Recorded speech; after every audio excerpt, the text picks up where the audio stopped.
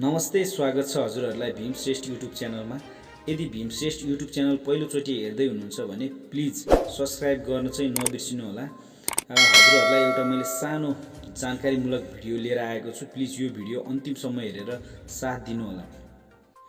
नेपाली सेना, सशस्त्र प्रहरी, नेपाल प्रहरी यी तीनवटै सुरक्षा कर्मीहरूको पोसाक अब हाम्रै देश नेपाल वीरगञ्जमा उत्पादन हुने भएको छ र वीरगञ्ज स्थित कोहिनूर टेक्सटाइल्स र क्राउन टेक्सटाइल्स कपडा उद्योगले 4 महिना यता नेपाली सेना, सशस्त्र प्रहरी, नेपाल प्रहरीको पोसाकका लागि आवश्यक कपडा उत्पादन गरिरहेका थिए र यस्तो कपडाहरू पहिले चीन र भारतबाट ल्याइने गरिन्थ्यो र वर्षेनी यही पोसाकको लागि हाम्रो देश नेपालबाट 50 करोड बाहिरिन्थ्यो भने अब रोकिने भएको छ।